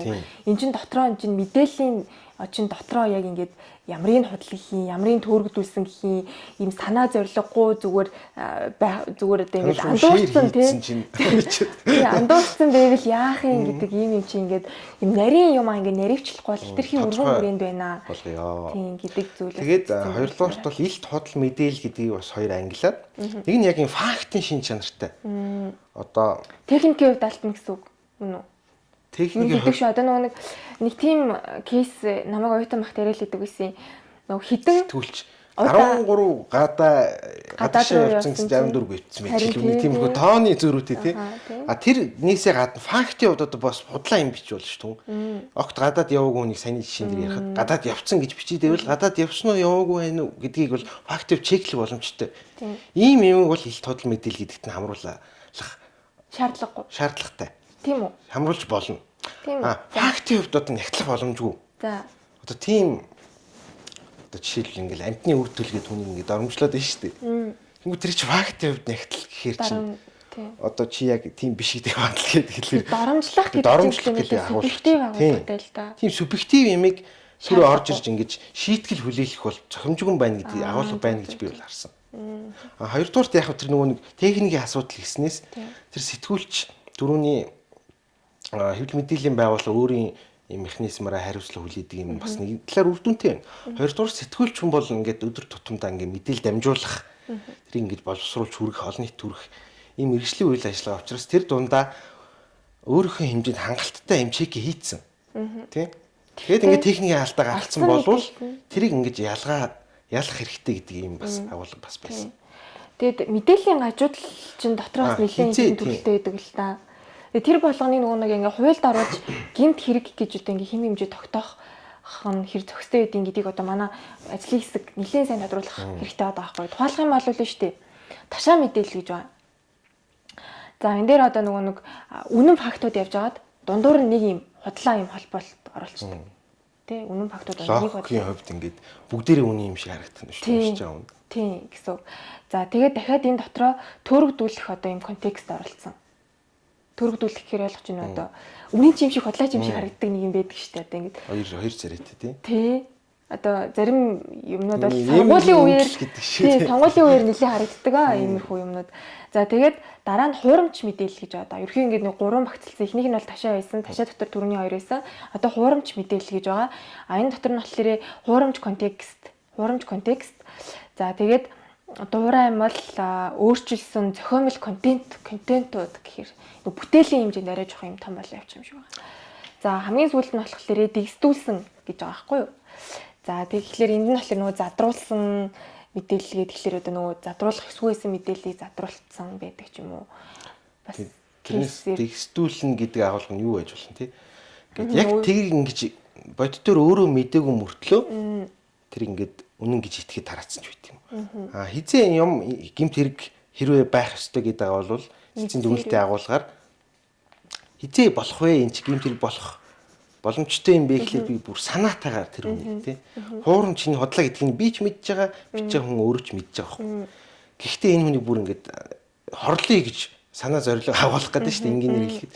Тийм тохиолдолд ингэж бүр ингэ санаа сэтэл хийж байгаа энэ үйлдэл бол арай тийм ял шитгэлийн хүлээх тийм боломжтой байж болох юм ба гэсэн юм байна. Түүнээс ингээл би ингээд үнэн гэж бодож байгаад үнэн тийм гэсэн шүү дээ гэдэг ингээд иргэний хувьд ч юм уу. Санаанд эсвэл ингээд ширмээр хийж байгаа тэр тохиолдлыг бол өө чи тараацсан биш дээ гэдэг ч бас болохгүй байна. Тараасан гэдэг дээр нь бас би ингээд үргэлжлүүлээд ярьж. Улсын дээд шүүхийн өмнө 2002 оны эрүүгийн хуулийг тайлбарлаж ирсэн аль биесний тайлбар байдаг. Тэрэн дээр олон нийтэд гэдгийг бол хоёроос дээш хүн гэж ойлгохгүй. Нэг ч хүн байсан болно шүү дээ гэдэг тийм агуулгаар бичсэн байдгийг. Тэгэхээр одоо нөгөө тараасан гэдгийг чинь одоо зарим шүүхүүд одоо түрүүний хэлсэн ганц хоёр лайк авсан хүмүүсийг тараасан гэж үзэж болох юм шиг байна гэдэг чинь тэр бас тэр дээд шүүхийн дүгнэлттэй бас холбоотой тайлбартай холбоотой байж болохоор байна. Нэг хүн ч гэсэн тараасан байж болно шүү дээ гэд хуулийг тайлбарлачаар хэрэгжилтэн дээрээ ингээд тараасан гэдэг дээрээ ингэж point өгөхгүй хэрэгжүүлсэн байхаа юм. юу ч гэж тайлбарлагдаж ер нь нэг тодорхой байх зарчим гэдэг дээр юу ч гэж тайлбарлагдаж болох үз. Тим имийг битээ ингээ хууль дээр оруулаад бай гэж л ойлгосон шүү дээ. Сүүл нэг кейс энэ да нөгөө хараалын үгийг санаж байгаа бол нөгөө хараалын үгийг ингээд нөгөө хэл шинжээчээр тийм тайлбарлагдсан байдаг. Нэг дүгнэлт гаргуулаад шүүхэн шийдвэр дээр ишилсэн байдаг. Хараал биш тэр чинь нэг арай л нэг юу шүү. Олон нийт нөгөө нэг тэр чинь нөгөө нэг юу вэ? Танхаарах гэмт хэрэг байсан байхгүй юу? Тэгсэн чинь танхаарах гэмт хэрэг гэдэг чинь нөгөө нэг урьдчилсан нөхцөл нь олон нийтийн газар байх хэвээр. Тэгээ олон нийтийн газар гэдгийг чинь юу юм бэ гэж олъё гэсэн чинь энэ чинь захин сүлжээ мөн байна гэдэг нөгөө хэл шинжээч хүн тэрийг тогтооцсон байсан нэг юм тохиолдол. Тэр ихтэй яг нь хүчин төгөлдөр болоогүй шүү. Үнэ тий. Тэр үл тэгээд давцаалтах шатны шүүх нь бол бас арай ингэж болохгүй хэцүү байх шиг байсан. Тэгвэл тэр хууль дээр чинь бас одоо яг энэ захин орчинтой холбоотойгоор тодорхойгүй л байсан байгаа хгүй тэ юу ч гэж тайлбарлаж болох үз. Тийм байхлаар нөгөө практик дээр гарч ирэхээр иймэрхүү одоо алдаанууд гэх юм уу дефектүүд гардаг байх нь шүү дээ. Тэгээд тэрийг бас улс төрчнөр ашиглаад байсан маш их маргаан. Одоо ашиглаад байсан гэдг нь бол тогтоогдоод байна шүү дээ ер нь бол тийм. Шийдвэрүүдийг хараач гэсэн цэцгийн дүгнэлтэн дээр ч гэсэн ер нь ингээд машигдаад байна хэрэгжилтэн дээр гэдэг ийм агуулга бас байх шиг байсан. Тэгээд иргэний журмаар гэдэг дээрээ ер нь бас одоо ингээ эрэг хуулиас хасчлаа гэж санаа амрахгүй. Хүний нэр төр алдар хүндийн ингээд хууль зүйн хувьд нь яаж хамгаалах вэ гэдэг асуудал маань өөрөө цаашаа иргэний журмаар байж байгаа тэр иргэний хуулийн дээр хамгаалтаа яаж хөгжүүлэх вэ гэдэг бас асуудал болох байх гэж бодож байна. Тэгэхгүй болвол бас иргэний журмаар зарим нэг кейс ингээд харахаар та их гоцрогдсон хүн юм а гэдэг нэг тийм кейс байдаг үлээ. Байдаг. Хоцрогдсон хүн гэж хэлсэн чинь иргэний журмаар шийдэх зэрэг л байгаа байхгүй юу? За. Хуульчнаар бол бас мэдчихэж байгаа байна. Тэгсэн чинь энэ хүний одоо би хоцроглоогүй гэдгийг нотлох юм уу? Алдар хүндэд одоо алдсан байна гэж шүүх бол бас тогтоож исэн байдаг. Иргэний шүүх дээр юм биш үү? Тийм. Тэгэхээр тэр хоцрогдсон гэдэг ойлголт маань миний түрүүний нөгөө битэр ярьсан фактын хувьд одоо яг чиглэгдэх боломжтой асуудал үгүй гэдэг чинь бас байгаа байхгүй тийм ээ тий. Тэгэхгүй одоо ингээ иргэний журмаар гээд сайхан бүгдээрээ санаа амарчаа суугаад байвал бас энэ ч бас цаашаа ингээ хөгжмөр байна шүү дээ тий. Тийм тийм. Бодиттой хамгаалалт идэлүүлэхийн тулд бас тэндээ нөгөө тодорхой гэдэг зарчим маань зөвхөн эрүүгийн хууль дээрээ ингээд аюун их маргаан өрнөд дуусчдаг биш. Цаашдаа ер нь энэ хүний нэр төр алдар хүндийг иргэний журмаар хамгаалах юм бол бас яг ямар төвшөнд тэр хамгаалалт нь байх юм бэ гэдэг асуудал бол судлагдах. Хууль тогтоогч нар маань өөрсдөө анхаарал хийх шаардлагатай. Харах байх гэж найдаж байна. Зөвхөн ажлын хэсэг маань эрэг хууль дээр болох уугүй юу гэд бодоод тахасаа гадна тийм юм бас анхааруул айгүй үр дүнтэй байх баг. Тийм. Тэсийн дүгнэлт бол ингээд ямар ч тач нэг чиглүүлгийг гаргаад өгчлөө шүү дээ. Тэсийн дүгнэлт бол хүний мэдээллийн шаардлагад үндэслэж байгаа учраас эрэг хуулийн тухайн асуудал ярьж байгаа ингээд тусч байгаа. Тийм. За. Тийм байна. За ингээд нэг ийм ярих дах зүйл ихтэй. Олон жил хүмүүсийн ярианы сэдв одоо маргаан шүүмжлэлийг дагуулсан. Энэ бол бас асуудлыг бол байх шиг шин болчих шиг боллоо. Гэтэ тийм цаашдаа бас үйл дараагийн шат байгаа тий. Одоо ингээс нөгөө энэ эрүүгийн хуулийн бүтэц заалтан дээр айгу шүүмжлэлтэй хамт сэтгүүлч нар маань ч гэсэн цаашдаа бас одоо энэ асуудлыг ингээд орхихгүй байхаар гэж найдаа. Тийм. За өөр ч одоо тэгээ шинжил боллоо. Чуулган халаа. Чуулганы бий бол айгу хурдан нөгөө бушуудуулаа гэдэг шиг юм болчлоо гэж жоон харсан. Чуулган хаасан гэснээс тэр одоо нөгөө саяны битэрийн зөндөө жоохон энэ тэндээс нь ирчлээ. Цэцгийн дүгнэлт бол чуулганаар ороход чуулган хүлээж авсан шүү дээ. Би бол зүгээр анзаарахтаа тэр чинь их айгүй юм бодит төсөл зоригоор хүлээж авсан уу зүгээр эрцэн өрөөгөө байсан уу гэдэг асуудал бол хөгжилтэй санагдсан. Тийм шүү. Ягаад гэвэл нөгөө нэг дэмжигээг дэмжигээд орчихж байгаа байхгүй. Тэнгүүт нөгөө хүн байхгүй учраас дэмжигч шиг болсон. Тийм. Тэрэндээ нөгөө нэг хамт орсон татврын багц хууль бол бас эрт яг хөө нэлээд шүүмжил дагуулсан ч гэсэн ууг нь бол их баригчудад засгийн газраас оруулж ирж байгаа хуулийн төсөл тэнгүүд одоо суудлын дийлэнх нь бол одоо манийхан байгаа шүү дээ тий. Тэгэнгүүт уг нь бол яаралтаагаар орж ирээд тэр зүйлийг дэмжин гэсэн найдлага байсан болов тий. Би ч бас дэмжчих болов. Ингэж нэг унжсэн тохиолдол төдийлөн байхгүй шүү дээ. Ер нь бол олонхтой.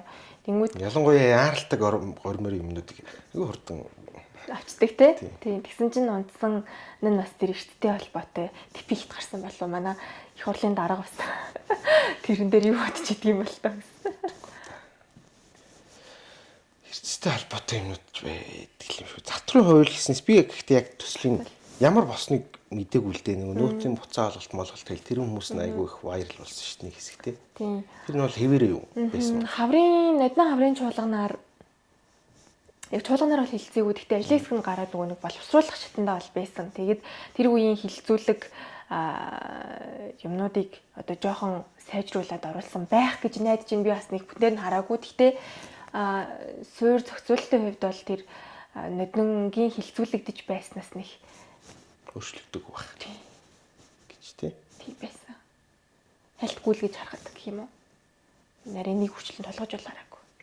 Тэр нэг босго мосгыг өөрчилсөн үү, татврын босго мосгыг жоохон одоо юм тавиу болгосон гэх юм уу. Тиймэрхүү юмнууд л байсан шүү. Тэгээ нэг манай ерөнхий сайдын маань яриадсан нөгөө дан саах мах юм арай жоохон уяатан болсон байж магадгүй. Гэхдээ хоёлоо өргөн баригдаа дахиад одоо жинхэнэ хэлцэх үе юм. Ярилцах тий татврын босго. Тий агуулгын ярьж болох байх тий. За тэгэнгүүт бас яагаад унсан бэ гэхэлэр Тэмүүжин гишүүн бас тэгээд байсан уу? Энд чинь нөгөө яаралтай гормоор хилцэн гэдэг болохоос биш. Яаралтай гормоор одоо хилц хэсгийг оруулж ирнэ гэдэг чинь ингээд салгаж болдго юм уу? Тэр нэг бас яг нөгөө анхан шатны мэдээлэл өгөхөд хуулийн чинь нэг 4 үе шаттай 4 удаа хилцдэг тий 5 билүү? 3 4 тэгээ хилц хэсэг нь ороод үү? Тий, хилц хэсэг нь ороод нэгдүгээрт үзэл баримтлалын хүрээнд буюу энэ хуулийг хилцэх үгүй гэдгийг хэлж байгаа. Хоёрдугаарт яг хилцэн гэсэн үг агуулгын хүрээнд хилцээд гуравдугаар болохоор энэ чинь гормын саналын дээр авдаг шатнд 2 3 дугаар шатны гэж ойлгосон тий. 2 3 дээр гормын саналын дээр аваад өөрчлөх юм байна уу гэдэггүй гэдгийг аваад тэгээ дөрөвдүгээрт эцсийн хилцүүлгээ сонсоод би хоёрдугаарт одоо гормын санал аваад гуравдугаарт болохоор гормын саналгүйгээр яадаг үлээ зүгээр үг мүгэ хэлээд идэг штэ. Найруулга засаад уу? Тий, найруулга засдаг тий. Тэгээ дөрөвдүгээрт эцсийн хилцүүлгээ сонсдог. Гэсэн юм уу шатууд байгаа тий. Хамгийн чухал нь бол 1 2 юм уу гэж байна. Хилцүүлгийнхээ хувьд бол тий. Хилцүүлгийнхээ хувьд одоо тэр хуулийн хувь заяаг шийдэх гэдэг штэ. Тэнгүүд яаралтай гормоор хуулаа хилцүү энэ хуулийг хилцээ яг тэр нөгөө агуулгын төвшөнд хилцээ. Одоо яг хуулиар хэлцгээд шүү дээ 1 2 3 4 гэ зүйл залтаар нь оруулж ирээд тэрийг уншаад юм байна гэд үгээ хэлдэг. Тэрийг яаралтай гормоор хэлцэх хэсэг хэлцдэг болохоос биш үзэл баримтлалын хүрээнд буюу энэ хуулийн нэрийг хараад яаралтай явчих. Тэгээд цаашдаа бол ердийн гормоор гэдэг юм л орж ирсэн юм шиг л шүү дээ.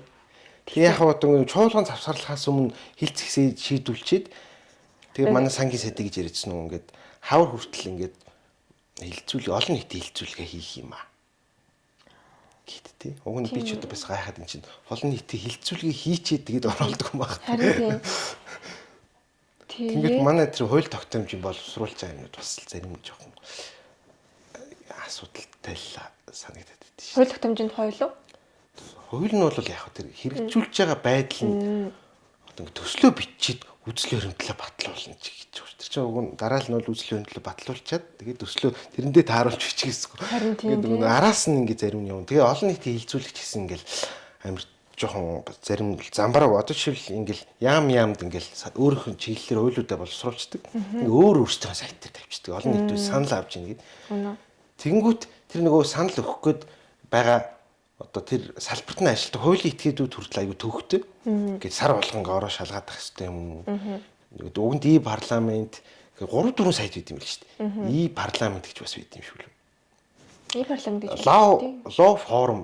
Лоо форум гэж байгаа. Гэж байгаа. Форумцыг парламент гэж бас байна. За.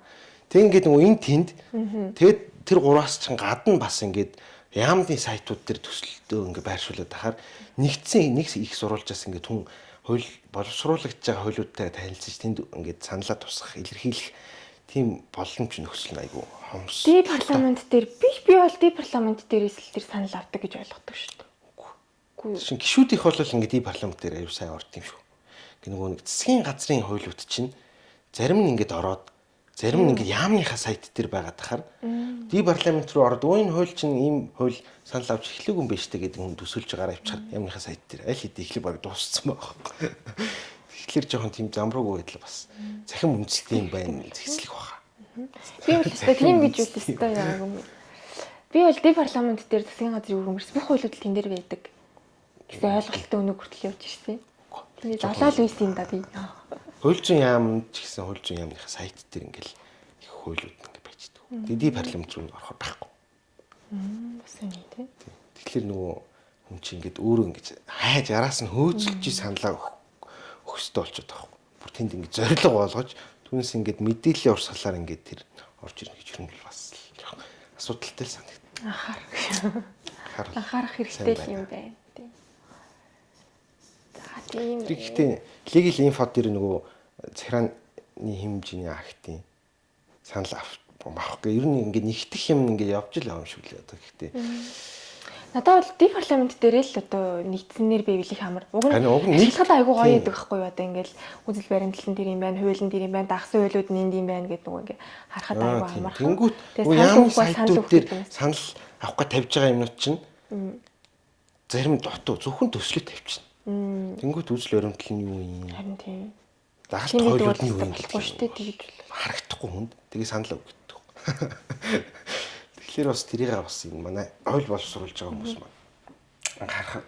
Гэхдээ бахаа. Систем байгаа юм чинь тийшээ нөгөө өөх тэр үйл ажиллагаагаар тэр мэдээллийн урсгалал ингээд бэлтгэжүүл. төрийн аппарат нөхөж болдог байна. Тийм байна. За манай өөр бас сонио хачаа ховж ив. Анар гişүн маань бас жижигхэн хөл гэж юу гэсэн бэ? Энэ одоо информ аа.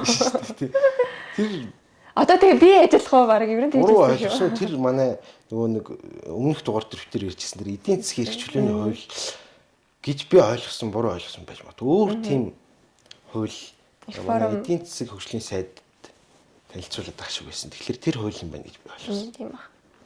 Ямар ч тааж одоо ажлын хэсэг тэн дээр гарцсан анар гişүү маань одоо өнөөдрийн тухайд гэвэл тэр хууль дээр нэлээд завгүй хөрх юмтай ажиллаж байгаа хаа. Тэр ч одоо бас хэлж байгаа юм чи бас. Тэгвэл том юм яриа л да гэдэг гаргаж тавьсан юм. Агуулга нь бол нөгөө засгийн газар парламентыг хуулийн хэлцшгээ үзээд байдаг аа гэж бас яригддаг. Тэмүүжин гишүүн хүртэл хамгийн сүүлчийн чуулган дээр маш тодоор дуурсан хэлсэн байгаа. Чин халсч байна. Тэр зүйл байна. Одоо засгийн газар маань илүү хариуцлагатай ажил хэрэгжилт болох ёстой л. Болдог үйлгүүдийн одоо өвчнөө олон хүмүүс байгаа юм байна. Тэгээ болохгүй байгаа юм биш үү? Тэгээд айгүй хиндий үед болдог байлгүүдээ гээд удирж байгаа хүмүүстэй байдаг юм уу? Одоо аппарат нь бол туршлагатай мэргэжлийн хүмүүс зөндөл баймир байдаг. Тэр нөгөө нэг ингэ төлөвшлийн хувьд төлөвшөж өгөхгүй байгаа. Одоо ингэ тэр чинь ингэ төр данхар байгаатай холбогддог байхгүй юу? Миний бодлоор ингээд том болцохоор тэр нөгөө ингээд хүмүүс нь одоо нөгөө дадах ингээд суралцах тэгээд ингээд нэг систем болж ингээд ажиллахад аягүй төвөгтэй шүү дээ. Юу яаж ч утсан олон хүнийг удирдна гэдэг чинь. Миний бодлоор тийм ер нь төрийн байгууллагад ер нь тэгдэг одоо ачааг үрдэг ер нь цөөхөн хэсгэл хүн байдаг. Тэгэд нөгөө хийх ёстой юм яг хийх ёстой журмынхан дагуу хийдэг цөөхөн хүмүүс байдаг. Үлдсэн хэсэг нь бол одоо энэ битдэг. Төрийн юу байгууллагыг бүтц бүрэлдэхүүн гэсэн юм шүмжилж болохгүй. Ер нь хараад тахад тийм л байдаг шүү дээ. Одоо тийм биш байсан бол тэгээ одоо ингэ асуудалгүй л шатандаа л одоо ингэ ярихдахгүй л хүний амд багтахгүй л баймаар байгаа байхгүй. Гэтэ бас энэ манай чим сонирхолтой бас үзэгдэл байдаг шүү. Би тэднийг гайхдаг юм. Засаг дарга нар нь засгийн газрын гишүүдтэйгээ санамж бичиг хийж юм гэдэг процессыг хэлбэр ойлгохгүй. Яах ч байгаа. Тэр хүн чинь тэртээ орон нутаг тэр засаг төргийн төлөөлөл болоод ингээд бодлогын тэндээ өөрийнхөө аймагч үед юм сумж дүүрэгт нийслэл хэрэгжүүлээд байж байгаа хүн ингээд санамж бичиг гаргаад ингээд ойлголцоогүй байсан хүмүүс юм болоо. Харин тийм. Эсвэл ингээд танихгүй явж идэг ингээд танилцаад байгаа юм. Би тэр процессыг л ойлгоод. Бүр өмнө нь бол хуучин бол бүр засгийн газрын гишүүд хоорондоо тийм хийдэг байсан билээ шүү дээ. Ямар сони тий. Одоо сүүл үед нэг тийхэ болцсон юм шүү. Тэр үл ямар ч хууль тогтоомжоор угаас зохицуулах нь утгагүй. Яа тийм бол гоё харагдана гэж бодд юм лөө. Эсвэл одоо үнэхээр ойлголцохгүй ингээд тийм хайрамдлын гэрээ хийгээд байт юм болоо. Юу юм бэ л да. нөгөө нэг сүүлийн үед гайгүй болсон байгаа гэдэг чинь нөгөө нэг Монгол ардын нам одоо орон нутгтаач тэр их хуралдаач тэр ялсантай холбоотой баг. Өмнө нь бол тэр нөгөө нэг орон нутгтаа ардчилсан нам байгаад идэг их хуралдаа эсвэл засгийн газартаа Монгол ардын нам байгаад идэг. Тэгэхээр нөгөө нэг дэмждэггүй нөгөө ажлын ингээ ойлгодгүй тийм асуудлууд байхаар нь аливаа ойлголцсон л доо гэдэг ингэдэг байсан юм болов. Тэр бол үнэхээр аимшигтай санагддаг надад. Саналтай. Одоо багсаж байгаа бол одоо байгаа доо. Тэр нэг сүүл үед гэтээ дөрөв жил мөр баг хийгдсэн шүү ингээ гарц тэрэл зураал. Тийм. Хөгжилтэй юмуд байна. За манай Монгол улс бол ингээ шинэ жилийн тэмдэглээд чуулгана улс төр нь хаагаад нийгмийн амьдрал бол явдгаараа л явж байна одоо манай. Яг улс төр хаасан гэж хэлж бас болохгүй юм ч гэдэг. Засгийн газар маань хуралддагаараа гол одоо талбар нь төр завсарлчлаа. Тийм ээ. Тэгээ одоо манай гишүүд маань тойрог моргоор явдаг ажил нь эхэлж байгаа бах тийм. За нийгмийн амьдрал бол үргэлжлэлээр үргэлжилж байна. AI-ийн асуудал маань бол одоо бүр оргил үе дээр ирж байгаа шиг энэ дэмжин дэмжихгүй гэдэг. Тэгээ би бол дэмжиж байгаа. За Монгол улс тийм байна. Чи AI гэдэг чинь айгүй ерөнхий том өргөн утга ойлголт шүү дээ. Ялийн хэмжээд ялийн дэмжихгүй. Замын хөдөлгөөнөөр ингээд торгоно гэдэг хүмүүс айгүй оргил маргааны зэг тэр үе тааш байна ингээд лайк дарна, ингри дарна гэх тийм. За Монгол улсад бол тэгж байна. За дэлхийн нийтэд маань бол одоо бүр л аимшигтай. Тийш битүүл их орох. Яг ярих гэсэн чинь арай хөрөхгүй байна те. Тийм амар. Барахгүй байна. Гэтэл бас сони шүү би одоо тийм ойлголтгүй мотой хүн байх л та. Нэг улсын нутагт эсрэлөө ороод ерөнхийлөгч барьчаад аваад гараад ирнэ гэхээр би бас жоохон гайхаал энэ олон улсын хүн болгол гайхаалах шиг хүмүүс юу тайлбарладаг юм бол тийм суур зөвтгөл гэхээр би над нэг тийм би тэр хар тамхины эсрэг хөтөлбөрийн тэр нөгөө хүчин чадлыг л их гайхаад байгаа байхгүй юу. Үнэхээр тийм хүлээн зөвшөөрөгдсөн хүчин чадалтай хөтөлбөр байгаад тэр хөтөлбөрийн дагуу асуудал хүнийг ерөнхийлөгчийг явуулчаад эн чинь 2 онцлоо шүү дээ. 2 хоногт одоо Венесуэлийн засгийн газраас л энэ бол одоо ингээд дарамт дээрлэхэлт хууль бус юмаа гэж хэлснээс биш өдөө нэгдсэн үндэсний байгууллага харлаа янз бүрийн юм гаргасангүй янз бүрийн шүүмжүүд хувь судлаачид ганц нэг хэлж байгаа шиг байна дэлхийд дахинд бол бусдаар бол нэгдсэн одоо ингээд болохгүй юм хийжлээ эн чинь одоо зорилгын зөв байгаад арга зам нь буруу бол болохгүй штэ гэж дуурч байгаа тийм нэгдсэн байр суурь олж харсангүй өнөөдрийн тэгэхээр энэ олон улсын эрх зүйн нэг хүнээс асуумаар юм байна. Гэтэ яг юм чи анх удаач бас биш баха. Тийм гэсэн. Саддам Хусейн гэл нэг алтартай өмсөж бас тэгж ажиллагаа хийж барьж исэн баг тий. Гэхдээ тэр үйл явдал тийг бол би сайн мэдэхгүй. Тэр үйл явдал бүгдээр ярихгүй та бүхэн уран сайхны харж олноо. Тэг юу хар тамхи гэснээс тэр нэг хин гэдэг хүнийг бас Родриго Дутерте гэдэг нэг хүн бас барьж ирсэн. Филиппиний тий Филиппин биз дээ. Мэдгүй. Ерөнхийлөгч юм байсан. Тэгэл нөгөө хар тамхитай дайн зарлал баахан бод жалчаал. Тэр бол гэхдээ нөгөө нэг улс нөгөө улсынхаа юм ингэж барьж ирж байгаа ш. Олон улсын иргэн шүүхээс барьжлах шийдвэрээ гаргаад хөөе яг өнөөгийн энэ цагт манай олон улсын иргэн шүүх нь юу хийж байгаа бол хийж байгаа бол ч яг хуу минийхэр бол тий олон улсын иргэн шүүхийн хийх ажлыг Трамп хийчүүдээ гайхаад байгаа. Тий. За одоо тэр олон улсын гэмт хэрэгээ тэр хүмүүс яаж төгөндгийг. Гэтэ Венесуэл бол олон улсын иргэн шүүхийн гишүүн биш бол олон улсын иргэн шүүхтэнд хамаагүй болов уу? Гэмт хэрэгтэн гэж зарлахгүй бах гэж би бол блок гэж бодож байна. А Дүтертэйгээ тэр Филиппиний ерөнхийлөгч бол бариад одоо баг шүү ялах ажиллагаа нь явж байгаа байна. Гэх мэт одоо олон улсад бол маш сонирхолтой тий. Венесуэлийн хувь заяа одоо яах вэ гэсэн чинь Трамп маань бол одоо бид нэр удирднаа гэж хэлсэн. Тэгсэн чинь төрийн нарийн бичгийн дараа гарч ирээд яг шууд утгаараа удирдах бол биш баглгүй дээ. Тий зүгээр яг дэмжлэг үзүүлнэ гэсэн жоохон нюанстай юм ярьсан. Тэгээд миний мэдхийн одоо Венесуэлийн цорын ганц сөрөг хүчин либертар нам гэж үүдэг л үү дээ. За мэдхгүй. Намын зүгээс цаашдаа одоо цаашид яах вэ гэдэг асуудал гарч ирлээ. Ерөөдөө бол айгүй дэмжиж байна. Тэр хууль ёсны ерөнхийлөгч хизээч байгаагүй Мадуро болвол тийм одоо хар тамхи гэмт хэрэгтэн байсан гэдэг юмаа бичингүүтээ ардаас нь шийдэл юу байх вэ гэхлээр 2024 оны 7 сарын 29-нд болсон Венесуэлчүүдийн тэр хүсэл зоригоо илэрхийлж чагссан тэр хүсэл зоригийг одоо хүчин төгөлдөр болгох ёстой. Тэр хүсэл зориг нь юу юм бэ гэхлээрээ Эдмундо Гонзалес баха. Миний санджаагаар дипломат ч одоо Мадурата өрсөлдөөд ялагдсан нөхөр байгаа байхгүй юу? Шүүхийн зүгээс бол одоо шүүх бол ялагдчихлаа гэдэг байгаа. Одоо нөгөө цуглуулсан санал хураалтын хувьд гэх юм уу? Нэг тодорхой хэмжээний саналыг цуглуулсан юм билээ. Одоо сөрөг хүчнээс нь. Тэгээд хараад үзсэн чинь 67% саналаар Эдмундо Гонзалес ялсан байх шүү гэдгийг бол сөрөг хүчнээс бол тухайн үед гаргаад одоо нөгөө загсажсэн шүү дээ, тэ. Тэгэхээр тэр хүсэл зоригийг одоо хэргийг тэр юу л яах вэ тэгэл. Эдмундог маань одоо ерөнхийлөгч болох ёстой. Венесуэлийн л одоо сонгуулийн бодлоо байна. Яг зөв яг шийдлийн үед тийм сонирхолтой үнцэг гарч ирж илээ. Тийм баг. Гэх мэт одоо тэгэл энэ дэлхийд бол их юм болж байгаа шүү. Хоёулаа ерөнхийдөө одоохондоо Монгол л Иран гэл одоо бүр л хачин юм болж байгаа шүү тий. Гэжтэй би л бодлоо. Бас яг Иран гэл. Би тэр Ираны чинь бараг харилцаа ойлголтын санамж чиг маягийн байгууллагад Трамп маань одоо шийдчихэд байгаа гэсэн ойлголттой байдаг шүү дээ үгүй юу? Тэр газын зурвасаас чинь ингээд яваад өгсөн биз дээ.